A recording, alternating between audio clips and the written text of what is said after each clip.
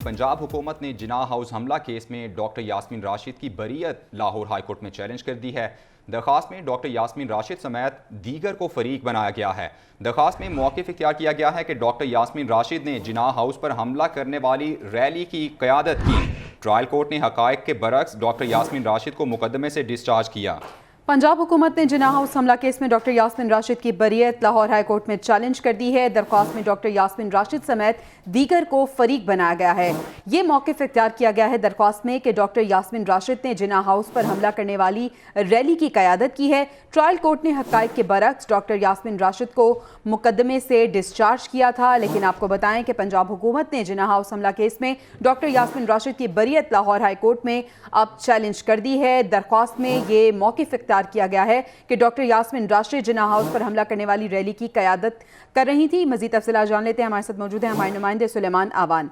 सुलेमान, बताइएगा पंजाब हुकूमत की जानिब से मज़ीद क्या कहा गया है, दरख्वास्त में क्या मौक़िफ़ अपनाया गया?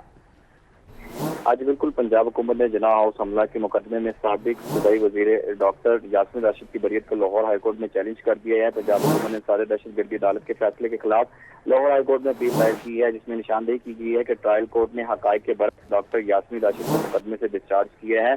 अपील में बताया गया है कि डॉक्टर यास्मीन राशिद ने जिना हाउस पर हमला करवाने के लिए रैली की क़यादत की, लेकिन अदालत ने तमाम हक़ाइक़ को जो डॉक्टर यास्मीन राशिद को मुकदमे से डिस्चार्ज कर दिया है। अपील में इस्तदा की गई है कि डॉक्टर यास्मीन राशिद को मुकदमे में डिस्चार्ज करने की अदालती फैसले को कलअदम करार दिया जाए। हुकूमत अपील पर लाहौर हाई कोर्ट के 2 रुकनी बेंच कुछ देर में समाअत करेगा। जी ठीक है, बहुत शुक्रिया सुलेमान अवान, अपडेट किया आपने। और सानेहा 9 मई के जिम्मेदारों के खिलाफ आइन और कानून के मुताबिक तहकीकात करवाई जाएं। PTI खैबर पख्तूनख्वा की सेनेटर महर ताज रोहानी का वीडियो बयान जारी। मजीद कहा कि जिना हाउस, GHQ, रेडियो पाकिस्तान और मुजस्समे जलाने वालों को सजा दी जानी चाहिए। जब तक पाक फौज है, पाकिस्तान है तो हम हैं। तो सानेहा 9 मई के जिम्मेदारों के खिलाफ तहकीकात करवाई जाएं। जब तक पाक फौज है, पाकिस्तान है तो हम हैं। बहैसियत पाकिस्तानी और एक मुसलमान होने के नाते 9 मई की रात को जो होलनाक वाक़या पेश आया उसकी मज़म्मत करती हूँ। जब तक पाक फ़ौज है तो पाकिस्तान है, और जब तक पाकिस्तान है तो हम हैं। पाक फ़ौज जिंदाबाद, पाकिस्तान पाइंदाबाद। आगे बढ़ें और आपको अपडेट करें कि इलेक्ट्रिक की निजकारी से मुताल्लिक़ केस की समाअत हुई है, जिसमें chief justice of Pakistan justice Umar Ata Bandial की जानिब से रिमार्क्स दिए गए हैं कि पार्लियामेंट मुअज़्ज़ज़ इदारा है, हमें पार्लियामान को मजबूत करना चाहिए।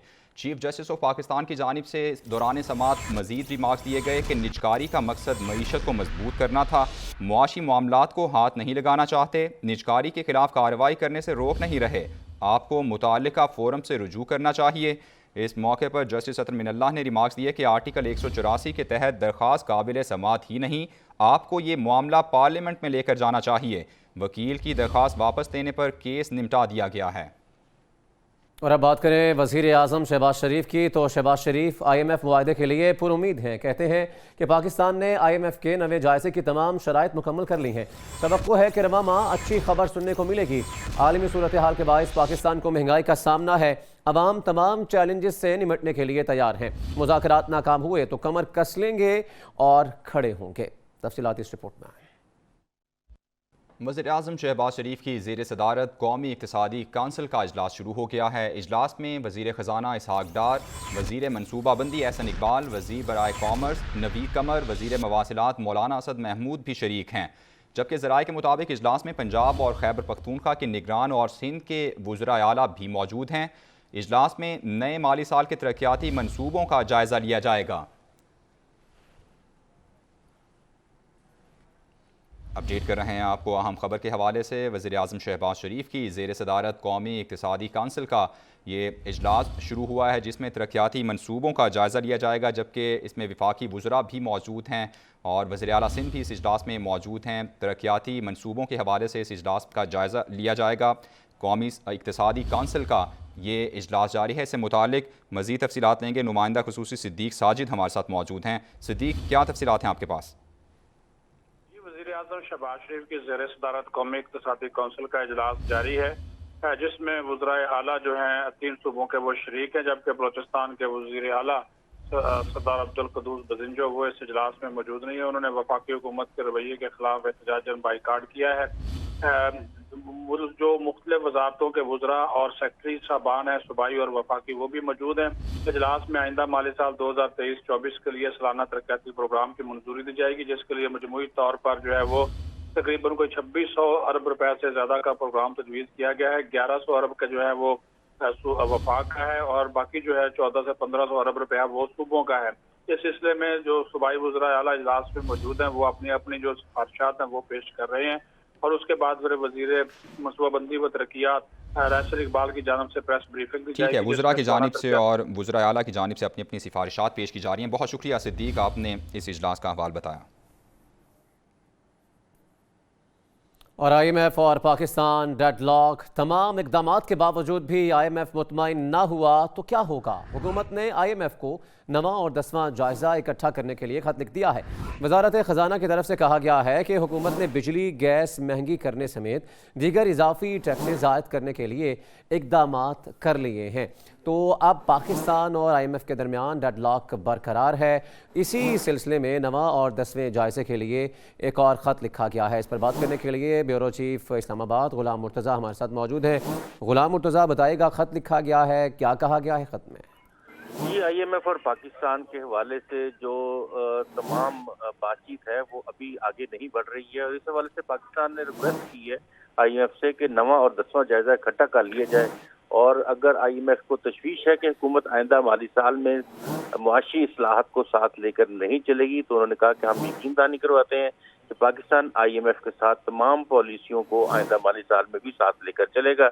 पाकिस्तान ने कुछ फिगर्स भी शेयर किए हैं IMF के साथ, जिसमें ये बताया गया है कि माली साल 23 और 24 में इजाफी टैक्स आयद करने के लिए भी हम इक़दाम कर रहे हैं। बिजली और गैस की मजीद कीमतें जो रेवेन्यू रिक्वायरमेंट हैं उसके मुताबिक कर दी जाएंगी। FBR जो है 9,850 अरब रुपए के करीब महसूलात इकट्ठे कर लेगा। कर्जों और सूद की अदायगी के लिए हम 7,650 अरब रुपए रख रहे हैं, जिससे IMF के कर्ज प्रोग्राम की अदायगियां भी चलती रहेंगी।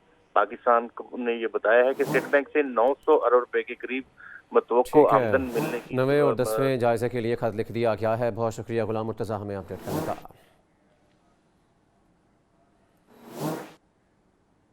और नए माली साल के वफाकी बजट की आमद है। महंगाई के इस दौर में आम शहरी जिस्म और जान का नाता बरकरार रखने के लिए सरतोड़ कोशिश कर रहा है।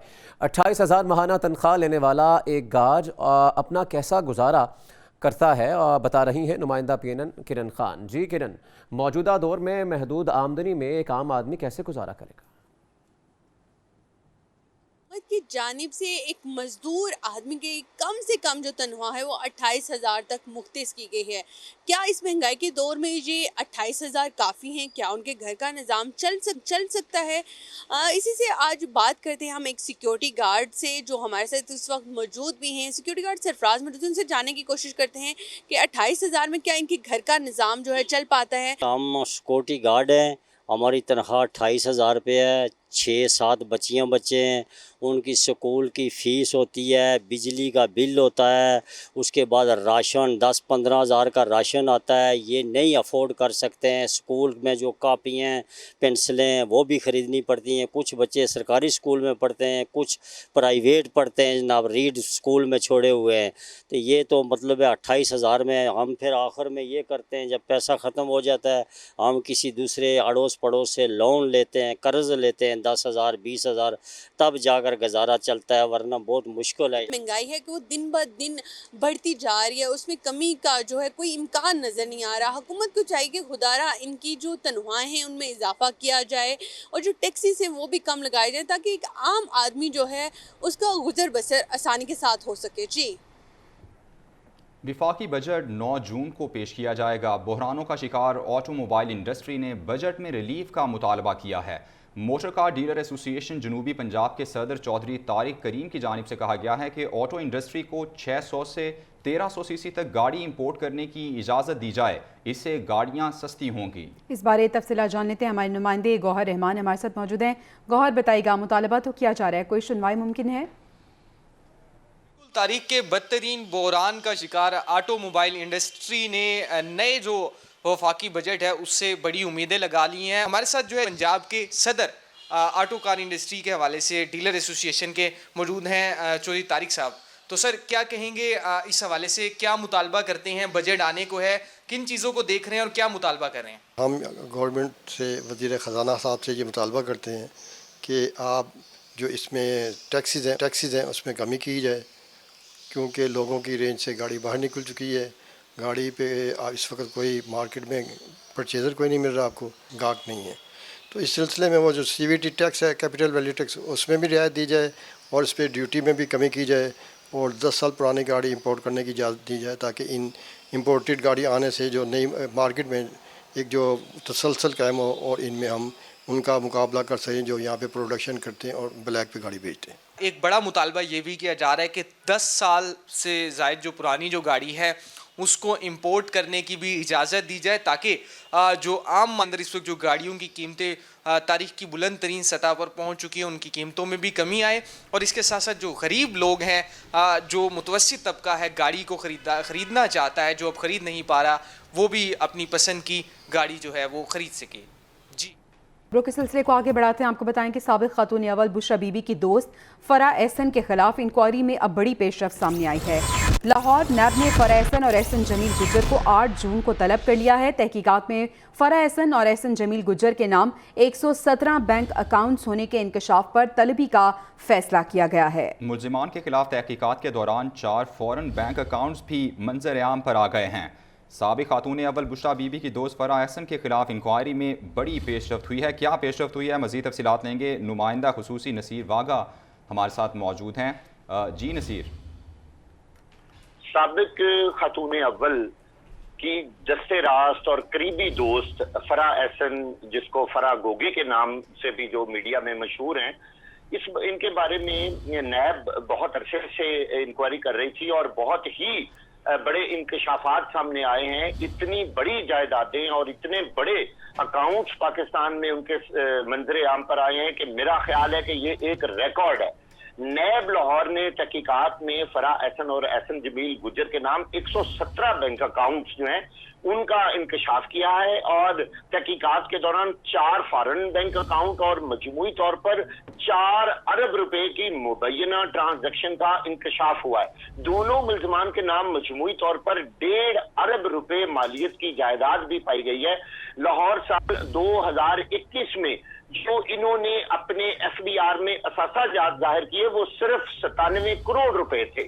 फरा गोगी और ये जो सारा जो नेटवर्क जो सामने आया है, इसके नताइज जो है वो सामने आना शुरू हो गए।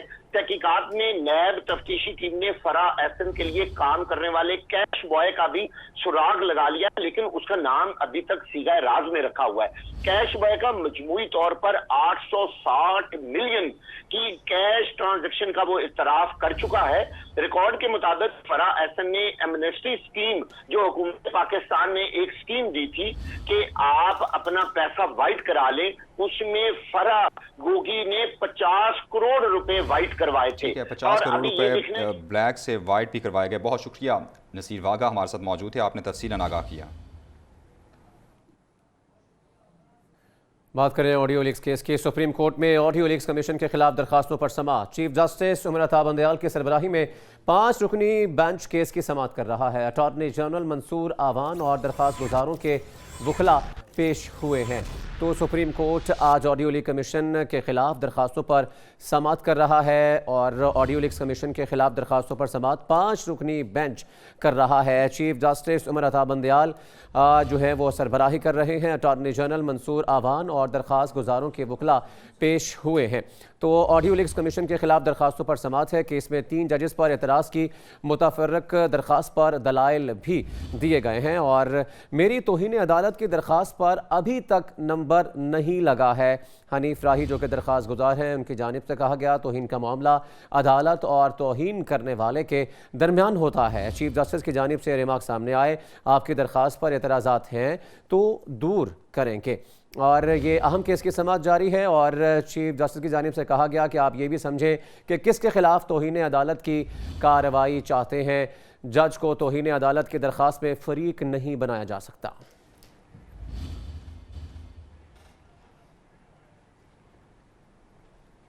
शहबाज गिल पर सरकारी इदारों के खिलाफ बगावत पर उकसाने का ये मामला है। District and session court Islamabad ने शहबाज गिल के नाकाबिले जमानत वारंट गिरफ्तारी जारी कर दिए हैं। आपको बताएं कि अदालत ने रिमार्क्स दिए। मुलजिम के पास दो ऑप्शन हैं, या तो अदालत के रूबरू पेश हुए वरना वारंट मनसूख हो जाएंगे। अदालत ने केस की समाअत अब मुलतवी कर दी है। शहबाज गिल पर सरकारी इदारों के खिलाफ बगावत पर उकसाने का ये मामला है। District and session court Islamabad ने शहबाज गिल के नाकाबिले जमानत वारंट गिरफ्तारी जारी कर दिए हैं और दौरान समाअत ये रिमार्क्स दिए कि मुलजिम के पास दो ऑप्शन हैं, या तो अदालत के रूबरू पेश हो जाए वरना वारंट मनसूख हो जाएंगे। अदालत ने केस की समाअत को भी 26 जून तक मुलतवी कर दिया है।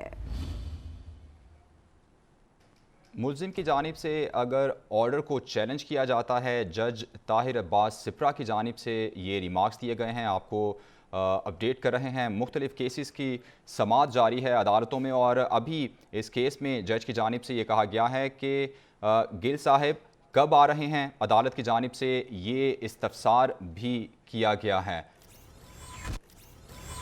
आपको अपडेट कर रहे हैं अहम खबर के हवाले से। आपको बता रहे हैं कि अमरीका की जानिब से ये कहा गया है कि अमरीका खुशहाल और मुस्तहकम पाकिस्तान का हामी है। तर्जुमान अमरीकी वजारत ख़ारजा की जानिब से कहा गया है कि पाकिस्तान के अंदरूनी मामलात में मुदाखलत नहीं करते, पाकिस्तानी हुकाम से बराह रास्त राबते में रहते हैं। मुस्तहकम पाकिस्तान अमरीका और ख़ित्ते की सिक्योरिटी के लिए बहुत ज़रूरी है। तर्जुमान अमरीकी वजारत ख़ारजा ने आफिया सिद्दीकी के बारे में सवाल पर जवाब देने से गुरेज करते हुए कहा कि हर सिफारती राबते पर बयान नहीं दिया जाता। अमरीका खुशहाल और मुस्तहकम पाकिस्तान का हामी है। तर्जुमान अमरीकी वजारत ख़ारजा की जानिब से ये कहा गया है कि पाकिस्तान के अंदरूनी मामलात में मुदाखलत नहीं करते। और यहाँ पर अहम खबर देंगे आपको। पीटीआई रहनुमा शाह महमूद कुरैशी की नज़रबंदी कल अदम करार दे दी गई है। Lahore high court Rawalpindi bench ने शाह महमूद कुरैशी को रिहा करने का हुक्म दे दिया है। तो शाह महमूद कुरैशी की नज़रबंदी कल अदम करार दे दी गई है और उनको रिहा करने का हुक्म दे दिया गया है। पीटीआई रहनुमा शाह महमूद कुरैशी की नज़रबंदी कल अदम करार दे दी गई है। Lahore high court Rawalpindi bench ने शाह महमूद कुरैशी को रिहा करने का हुक्म दे दिया है। इस पर यह समाअत जारी थी और अब ये फैसला सुनाया गया है। पीटीआई रहनुमा शाह महमूद कुरैशी की नज़रबंदी को कल अदम करार दे दिया गया है। Lahore high court Rawalpindi bench ने शाह महमूद कुरैशी को रिहा करने का हुक्म दे दिया है। और इससे पहले जब यह समाअत हो रही थी तो बताया गया था कि शाह महमूद कुरैशी की कोई ऐसी फुटेज दिखा दे कि जिसमें वो नारेबाजी करते हुए या जलाओ घिराव करते हुए नजर आए, या कोई ऐसी तकरीर दिखा दे। और ये जब समाअत हुई तो उसके बाद अब ये फैसला सामने आया है। पीटीआई रहनुमा शाह महमूद कुरैशी की नज़रबंदी को कल अदम करार दे दिया गया है। Lahore high court Rawalpindi bench ने शाह महमूद कुरैशी को रिहा करने का हुक्म दे दिया है। मज़ीद तफसीलात जान लेते हैं नुमाइंदा PNN चौधरी सज्जाद से। चौधरी सज्जाद, बताएगा का जो नज़रबंदी है वो कल अदम करार दे दी गई है शाह महमूद कुरैशी की। जी बिल्कुल तौसीफ, आपने ठीक कहा। Lahore high court Rawalpindi bench ने शाह महमूद कुरैशी को फौरी रिहा करने का हुक्म जो है इस वक्त जारी कर दिया गया है कि शाह महमूद कुरैशी किसी और MPO's ऑर्डर के तहत गिरफ्तार ना किया जाए। अदालत का ये कहना है कि अदालत ने DC रावलपिंडी के 3 MPO's और ऑर्डर को कल अदम करार देते हुए ये कहा है कि शाह महमूद कुरैशी को दोबारा किसी भी सूरत में गिरफ्तार ना किया जाए। अदालत ने शाह महमूद कुरैशी किसी किस्म का छोटी बांड भी कहा है कि ये भी नहीं जमा कराएंगे। शाह महमूद कुरैशी सरकार की तरफ से असिस्टेंट एडवोकेट जनरल आबद अजीज रजौरी पेश हुए और शाह महमूद कुरैशी की जानब से उसके वकील तैमूर मलक और उनकी बेटी गौर बानो कुरैशी जो है वो अदालत में पेश हुए, जिसपे अदालत ने हुक्म जारी करते हुए ये कहा कि शाह महमूद कुरैशी को अब रिहा किया जाए और किसी भी सूरत में दोबारा किसी MPO के तहत जो है वो गिरफ्तार ना किया जाए। अब ये देखना है कि शाह महमूद कुरैशी को अडाला जेल से कब रिहा किया जाता है, फिर क्या दोबारा उनको गिरफ्तार किया जाता है या नहीं किया जाता, ये कहना कुछ कल काबिल वक्त है। उनके ऑर्डर कब जारी किए जाते हैं, अदालत ने ये हुक्म तो जारी कर दिया। अब ये देखना है कि अडाला ठीक है, दोबारा MPO के तहत गिरफ्तारी से मना कर दिया गया है अदालत की जानिब से। चौधरी सज्जाद हमें अपडेट कर रहे थे, आपका शुक्रिया।